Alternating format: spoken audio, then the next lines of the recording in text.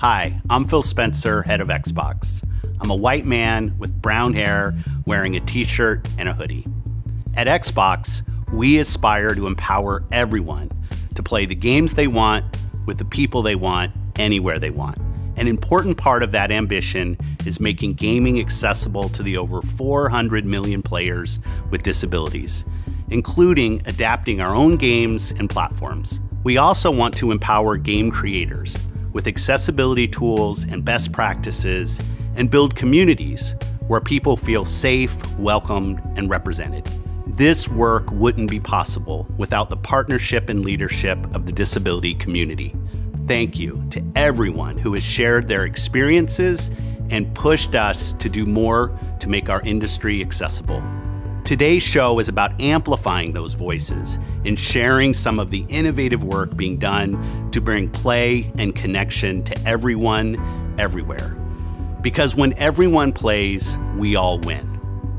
And now, it's an honor to introduce the host of this year's Xbox Accessibility Showcase. He's the creator behind Blind Gamer and an accessibility consultant for the entire industry. It's Steve Saylor. Over to you, Steve. Thanks so much, Phil. Xbox has promised to empower gamers to play the games we want, with the people we want, anywhere we want. Today, our where is here in the Microsoft Inclusive Tech Lab in Redmond, Washington. Hi, I'm Steve Saylor. I'm a content creator, accessibility advocate, and consultant in the video game industry. I'm a white male with blonde hair and dark rimmed glasses, and I am delighted to welcome you to the Xbox Accessibility Showcase. Today, we're going to meet some really great people, learn about great accessibility features, and talk to creators that are making more games more inclusive, and hopefully find your next favorite game.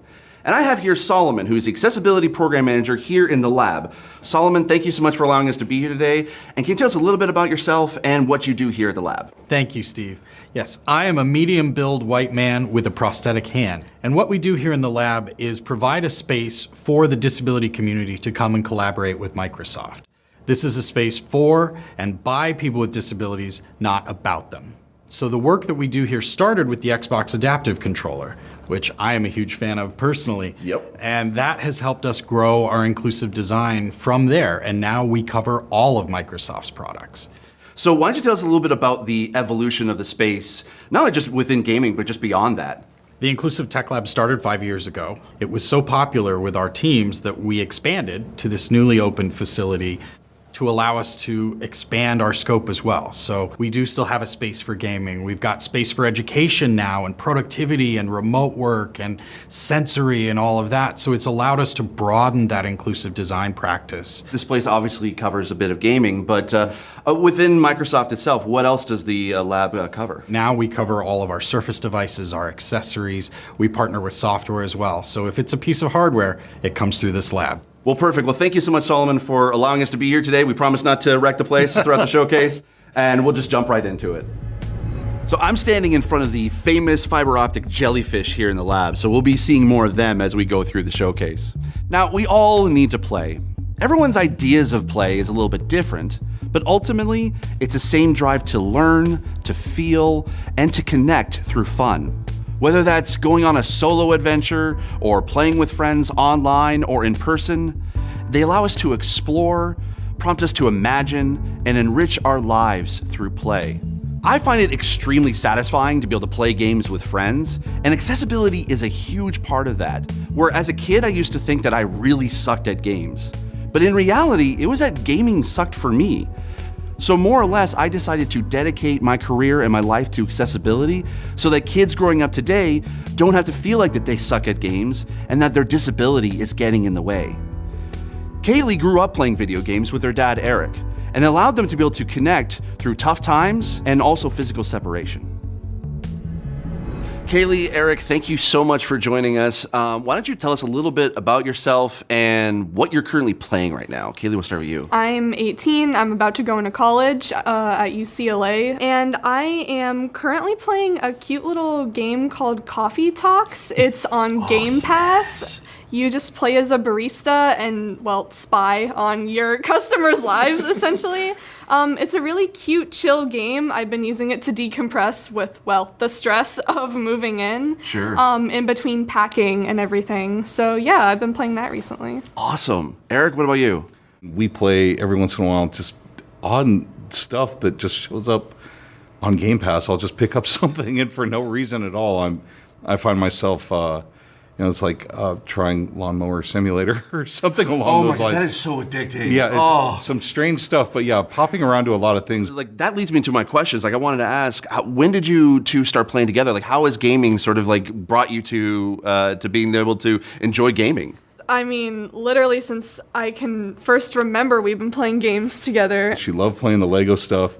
And then the Rock Band was just, it was so, the whole family was playing it. It was so great. And then it was, Fable showed up a little while down the road. And she, weirdly, as a little kid, there was this funny story where I went to go to work. I was like, don't leave town.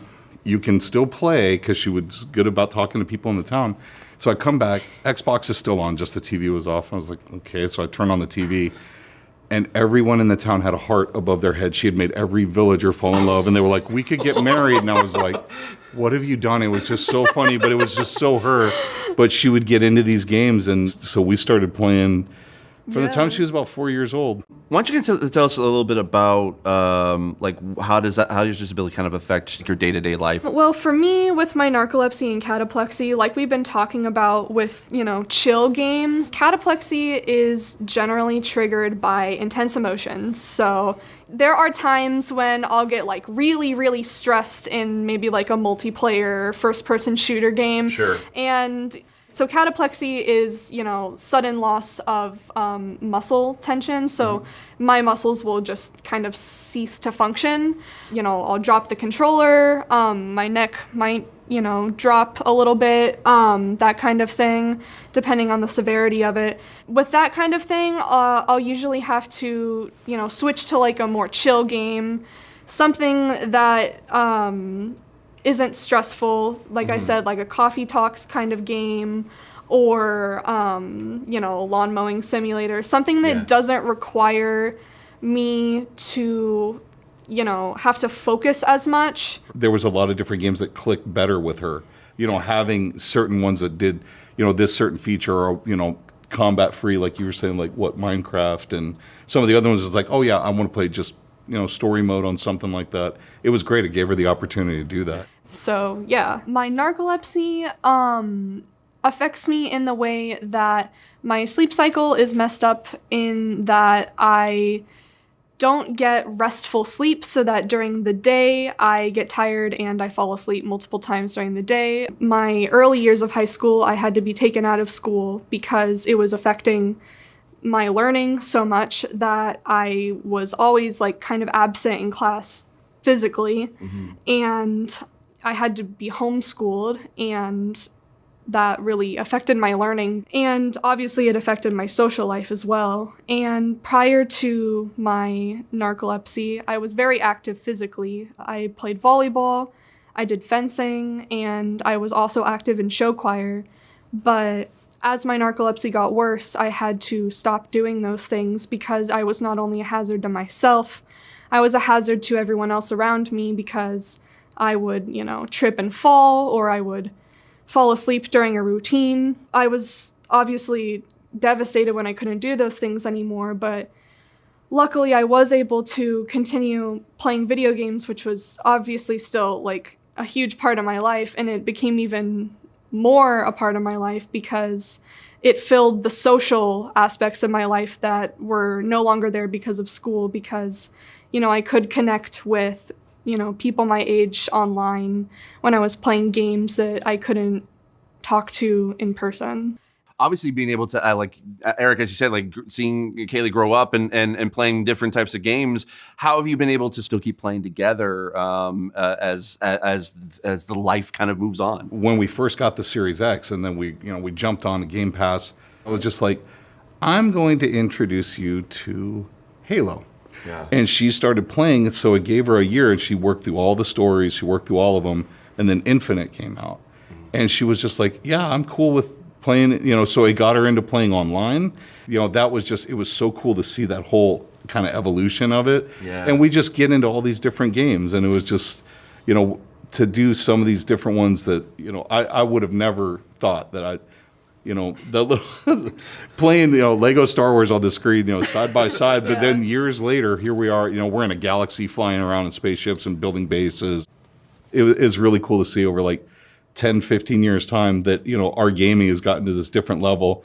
Well, thank you two so very much for joining us today. It is an absolute pleasure getting to know you, and I wish you the best of luck in school. And I can't wait to be able to. We're gonna fire team it up, and we're gonna go into Destiny. We're gonna do a King's Fall raid. So there we go. Yeah. So thank you so much. Thank you so thank much. you. It was a pleasure meeting you, and thanks for having us. Thank you. We all know that games can connect people across huge distances, but they can help break down barriers in other ways too. Special Effect, a UK-based charity, is dedicated to providing accessibility options and services to those with physical disabilities. They use games and other tech to assist with medical isolation and more. Together with the Family Gaming Database, Special Effect created a list of games that have accessibility options for a wide variety of disabilities, including those with reduced fine motor control. Let's take a look and see what this awesome team is doing.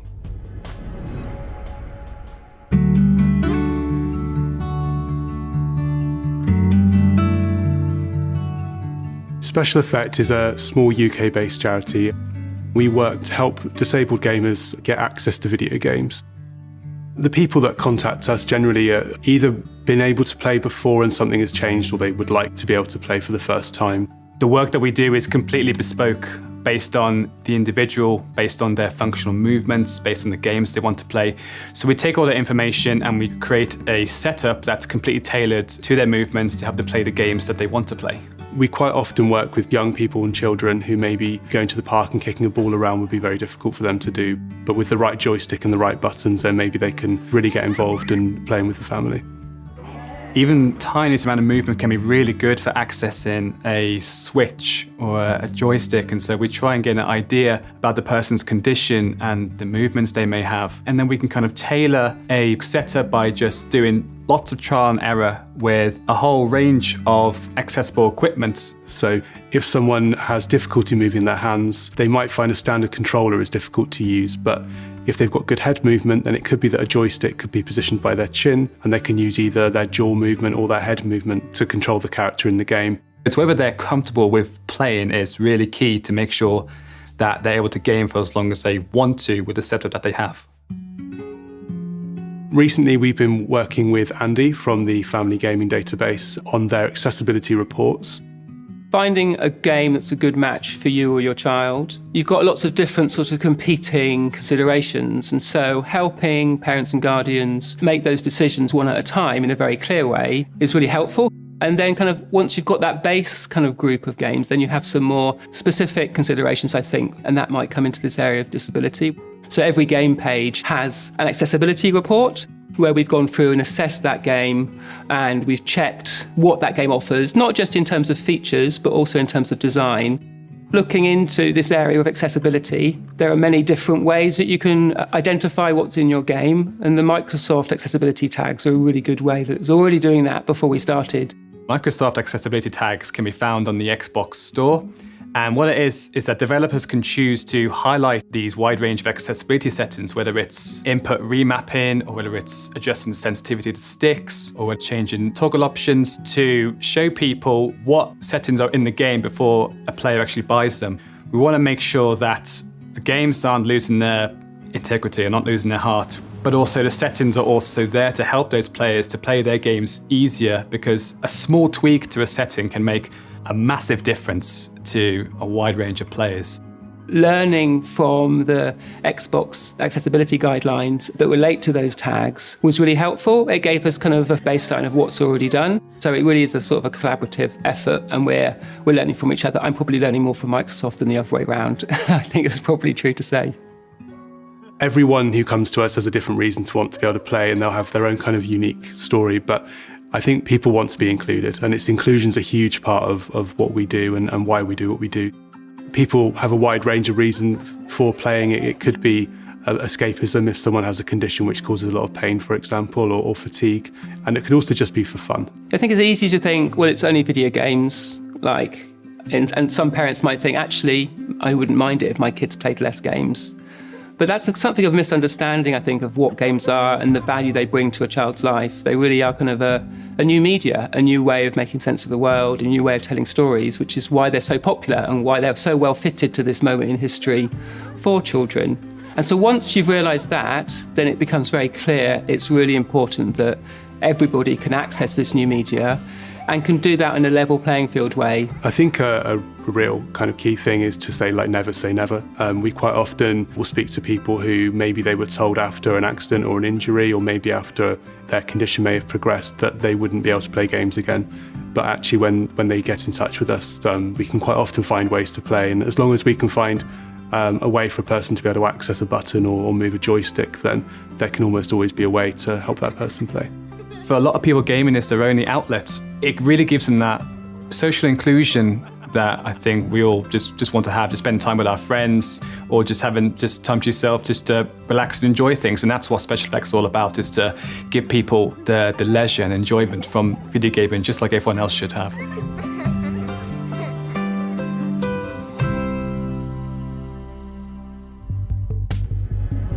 Making accessible games is great, but doesn't help much if people don't know those accessibility options exist. So here's some recent updates from the Xbox team on how they're making it easier to find those options and how to use them for both PC and console players. Accessibility pages have been updated for many games to include default required inputs so that you can prepare your own adaptive configurations that work best for you. Also, last fall, Xbox announced the accessibility features tags on the Xbox Store, helping you find a game that fits your accessibility needs. Since then, hundreds of titles have been tagged, and the team is continuing to improve the filtering capabilities to help make finding those games even faster. And lastly, here's a big one. All accessibility control pages have been updated on support.xbox.com. This includes articles such as how to set up Copilot for your PC and many more. So that way, you don't have to scour the internet to find out what those features are and how to use them. For more on how developers can utilize those features, we're going to sit down with Anita Mortelloni from the Microsoft Gaming Accessibility Testing Service, or as we like to call them, MGATS. Anita, thank you so much for joining us today. We super appreciate it. Can you tell us a little bit about yourself and what is the MGATS? So I'm Anita Mortelloni. I am the Director of Accessibility here at Xbox. And that includes the program MGATS, Microsoft Gaming Accessibility Testing Service. It's a program for developers and publishers of Xbox and PC games where they can get their title validated for accessibility against the Xbox accessibility guidelines. And my favorite part is that they also get people with disability feedback from it as well, the true lived experience from players with disabilities on the experience of playing their game. So where did the idea of the MGATS come from? We had a major game developer reach out to us and ask about us validating the accessibility of their program. And they were super excited about accessibility. They wanted to make a game that was more accessible to more people. And we realized that this wasn't going to be a one-off thing.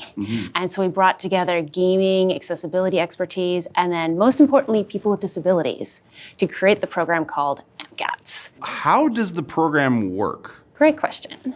So the developers and publishers will submit a title to us, either pre-release or post-release, ideally as soon as possible, but it's totally up to where they are in the development cycle. Sure. Sometimes it's even games that have already launched because they want to get feedback for the next version of the game. So they submit a title to us, and then we will test it on site in secured location because we know confidentiality is very important. And we evaluate the accessibility of their title against the Xbox accessibility guidelines. And then most importantly, we bring in players with disabilities to provide that critical lived experience of what it's like to play that game. I love that. And so as someone actually who works in the industry, one of the gigs that I'm actually consulting with, I've actually seen these reports. And I love that it touches on the accessibility feature tags from the Xbox Store. It also shows what testers worked on it. And then also just the blockers from like high, medium, and low of like what they can be able to do to make their games more accessible. So my question is actually from the developer side, what has been the response like from studios and developers as part of the program? You kind of touched on it a little bit. It's been overwhelmingly positive. The key thing that folks like is the accessibility tag information. Accessibility tags, you might be familiar with them. There are about 20 of them that cover key accessibility features for games. Each one has a specific set of criteria. And so through MGATS, titles will find out which ones they are eligible for and which ones they're close to. And so examples of a tag is like subtitles. Subtitles are great, but only if you can actually see them. Light gray subtitles in really small font on a white snowy background don't actually cut it. And so we go through the criteria and also tell these studios which ones they meet the criteria for. When it comes to the player side, how does this program benefit them? When the publishers and developers get accessibility feedback, it's then incorporated into their title. And it results in more accessible games for more players. Very cool. So what is next for the program? Like, you've kind of started, it's up and running. What has been the feedback like from players and developers, and where do you kind of see it moving in the future? I love this question because I so rarely get to answer it. But today, I get to answer it. So we are expanding, and the MGATS program will now offer a player with disability focus offering. Nice. Right. So the program will focus on player with disability feedback. So our testers will give feedback on core scenarios, navigation, settings, communication, and then associate it back with the Xbox accessibility guidelines. And you'll have player feedback from vision, hearing, mobility, cognitive, and or a combination thereof. Really making it easier for studios that want to focus on player with disability feedback to incorporate that into their game. Anita, thank you so much for joining us and teaching us all about the MGATS. If people actually wanted to know more about it, can you tell us a little bit more? Where can people find it?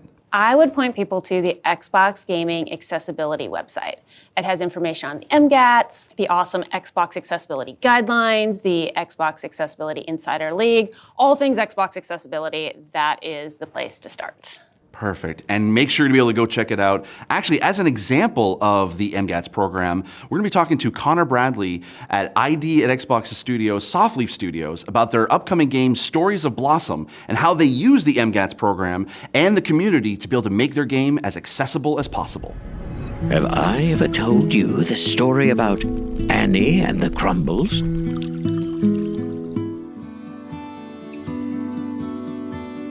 Claire and I work from home. We have a small office upstairs where we do all of our work from. It's a nice experience. Stories of Blossom is a short series of stories brought to life by imagination of a young girl. She imagines these stories and embodies the different characters that take the lead of the stories. It's a way of trying to teach her these lessons through trying to help these other creatures that are in these worlds. Tomorrow is my first day back at school, Grandpa, and I'm worried no one will like me.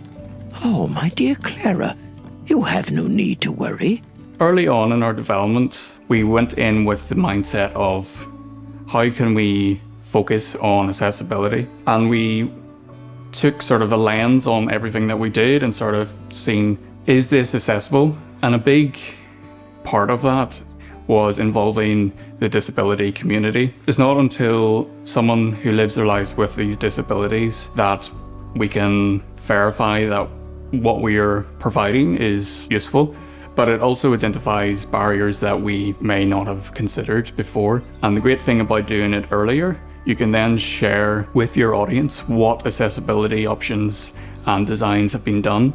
So then they can join in with the excitement of everyone else. One big resource that we've found really useful was the Xbox Accessibility Guidelines. It goes into detail about the personas that could be affected by certain barriers. Today, it's still one of my go-to resources. The work that Microsoft and Xbox have been doing has really been a big inspiration to us. We also heard about Microsoft's gaming accessibility testing service, and we thought this would be a perfect opportunity to have Stories of Blossom tested as well, and we were right. The feedback that we received was phenomenal.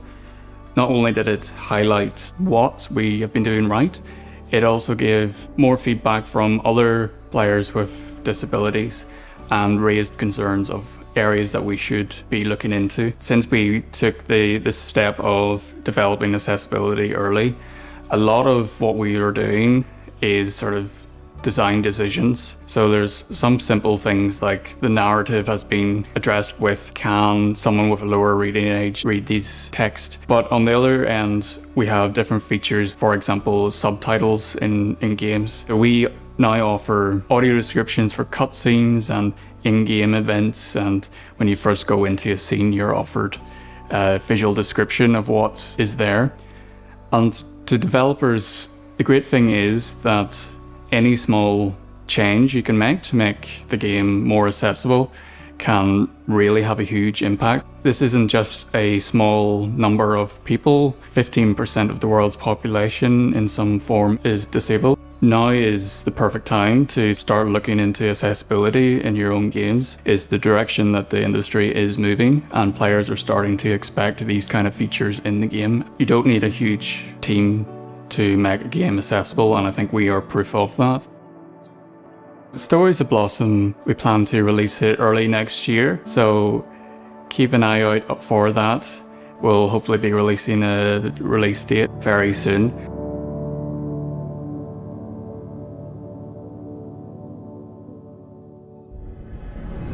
Stories of Blossom looks great, and I can't wait to play it. It's actually great to know that Softleaf Studios use the Xbox Accessibility Guidelines as a resource to help make their game more accessible.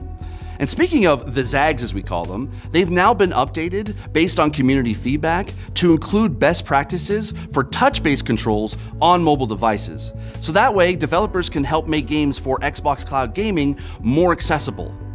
Now, back in May, the Accessibility Developers Resource Hub was launched. Since then, more updates and resources have been added to help make games more accessible.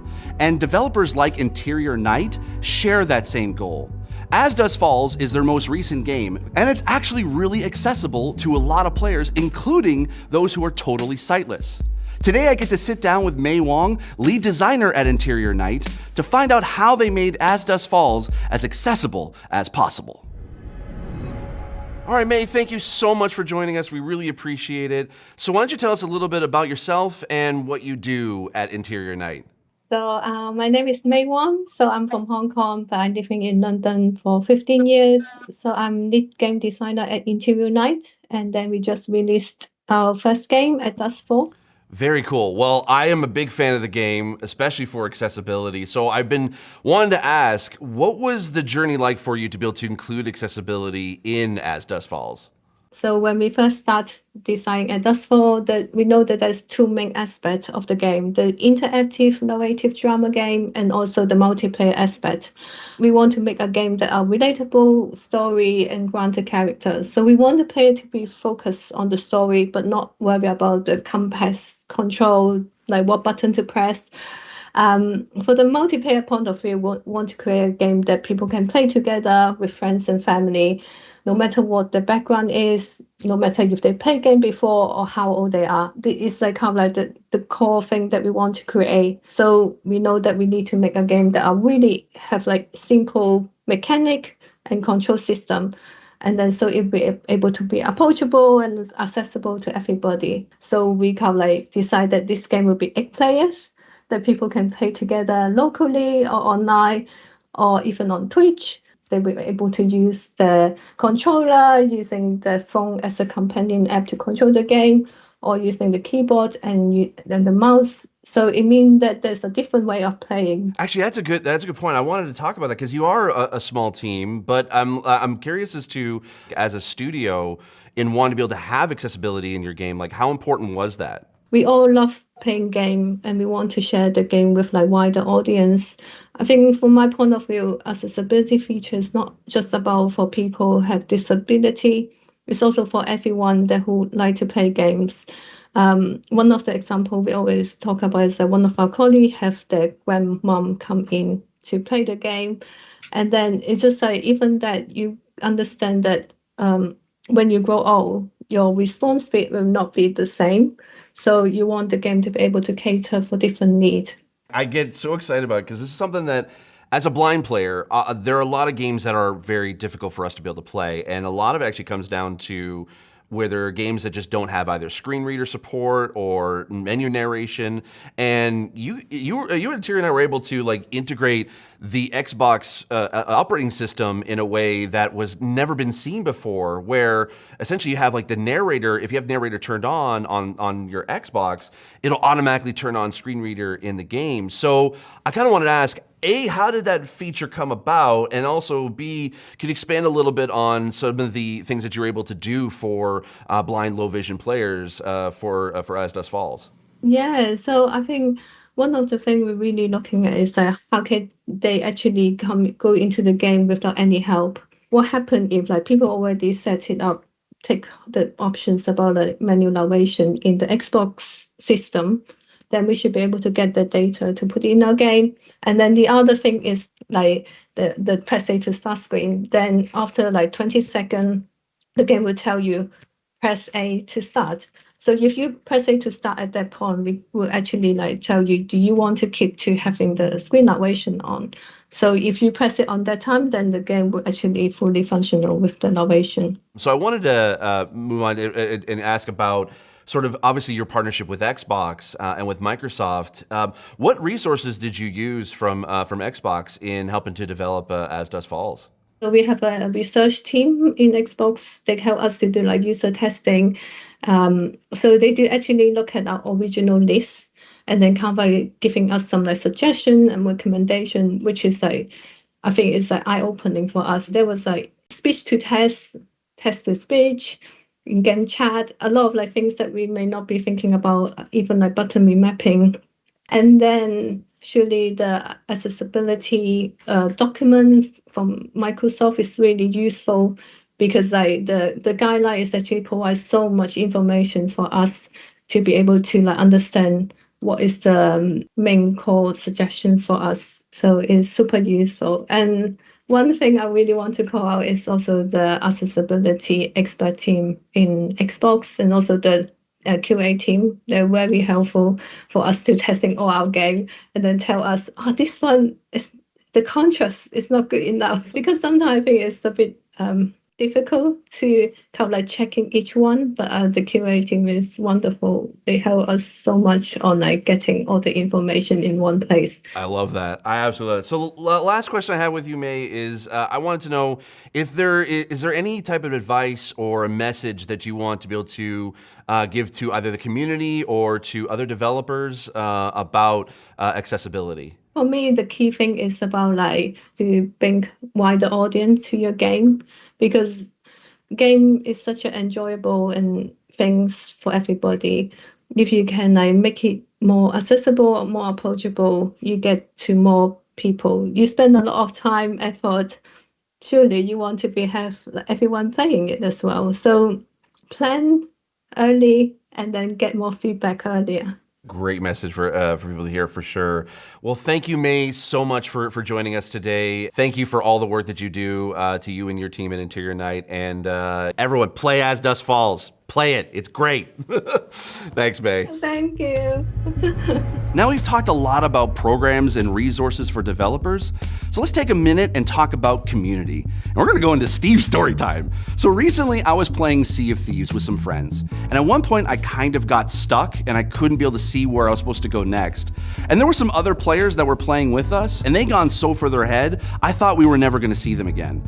And as we kept going, we saw those players waiting for us so that we can continue on together. And I absolutely love that about the community. We actually have a really great program that embodies that same sentiment of having a safe and welcoming environment for all those represented to be able to play games together and have fun. And that's the Xbox Ambassador Program, which is a group of players that promote a safe and fun gaming environment and celebrate the uniqueness of everyone, including the 400 million plus gamers with disabilities. So let's chat with Xbox Ambassador Rose, who's all the way down in Australia, to find out more about the program. Well, Rose, thank you so much for joining us. Why don't you tell us a little bit about yourself and what you do and how you became part of the Xbox Ambassador Program? My name is Rose. I'm an Aussie from the East Coast. I'm a gamer. I love all things video games. I work part-time as a school counsellor and part-time in social content creation for a business. And I became an Xbox ambassador when a lot of my friends in the gaming community joined up. And I went, what's that? And looked into it. As a fellow ambassador myself, I definitely understand like how cool it could be just to be a part of like a very safe and welcoming community. So for those who may not know, what does an ambassador do? I am, well, first of all, promoting the fact that Xbox is about gaming and, hey, check out this cool game that released on Game Pass. Hey, check out this cool game that I'm playing at the moment. But it's also about, in the community, I'm posting things that are inclusive, I'm posting things that are kind, I'm posting things that are fun, and reaching out to others and making sure that they also feel included in that space. Playing games with other people is social. You know, think of it as filling a social need of feeling included and feeling valued, which in my counseling and psychology, I notice is a very important thing that human beings need in life. And so having a program that is really a backbone of Xbox to say, hey, you're not just here to play games. If you want, there are people out there who are inclusive, who are respectful, who are fun, and are passionate about the same things as you are, then you can access that. Here you go. I 1000% agree. And especially with the fact that we spent a couple years in the pandemic where everyone was at home and needed that social environment. And that's what I love about the program is that we're able to come together as a community being like, okay, let's hang out. Even though we're on opposite sides of the world, it just allowed us to kind of like at least feel closer together, which I really loved. So now actually I wanted to ask in regards to accessibility, of course, just being Accessibility Showcase, how important is accessibility to you as being a part of the Ambassador program? Accessibility is important to me as someone who has autism and rheumatoid arthritis. So to me, having the ability to be able to adjust audio settings, I can think of one game in particular that I won't call out, but there was a part of the game where for about 30 seconds, there's an incessant beeping that just goes and goes and goes, and you can't turn it off. Removing that would mean that I would actually enjoy that game. It is right up my alley, but that incessant beeping actually makes me just start to break down and I have to turn it off. And I miss out on that. What would otherwise probably be hours of my life sunk into that game. I can't play. To be able to turn that off would mean a whole other world has opened up to me. And I think that's what it is. A whole other world opens up to you when it's accessible. And an even better example of that is the fact that I have rheumatoid arthritis. So I can do things I wouldn't otherwise be able to do. With accessibility, it means you don't have to be a certain body type or a certain, mental health state. It's here for you to help you and to give you something to enjoy. It is so important to have that in video games because you just open up the space even more to a world where they are more aware of other people out there and how I can best include them, respect them, love them. My advice to developers would be, don't be afraid to ask questions of the community. We will quite happily and lovingly tell you exactly what it is about games that we like, don't like, can use, can't use. It's so important that if you're making a game accessible, that you're investing time in talking to others and doing that research. And for the community, I would say, it's important that we raise awareness of this so that developers are seeing that this is what the community wants, that if they're going to make the game for us, that they're making it for us and that our voices are loud in that space. I just 1000% agree every single time. You're the best. Rose, thank you so very much for joining us today. If people wanted to be able to find you and connect with you online, where can we be able to find you? They can find me at Control-Alt-Craft on Twitter, Instagram, YouTube, all of that stuff. Awesome. Well, thank you so much for joining us today. We really appreciate it. Thank you so much, Steve. Well, that's the end of our showcase today. So let's recap with a few highlights. First, the accessibility page on support.xbox.com has been refreshed with more support documents on accessibility features and options for both PC and console. Next, the MGATS Players with Disabilities Focus Program is available as of today, providing a resource for developers to directly get feedback from players with disabilities. We also learned about how Special Effect partnered with Family Gaming Database to make finding accessible games easier. Lastly, we heard from the developers of As Dusk Falls and Stories of Blossom about how they're building accessibility features into their games. Before I go, I want to take a moment to thank the developers who are helping to make our next favorite game. Making games accessible is hard, but think about when we first got into this industry. There was that one game that changed our lives that thought, this is what I want to do for the rest of my life. So when you're making games more accessible, you are changing the lives of millions of players around the world who have never been able to play a game at all. And I want to thank the community for pushing us forward. As consultants and developers, without you, we would not be where we are at today. We will not be able to push accessibility forward without your voices reaching out to us and telling us how to be able to make games accessible for you. The future of this industry is very bright, and I'm so looking forward to what we can be able to accomplish together. When everyone can play, we all win. Thank you so much for watching.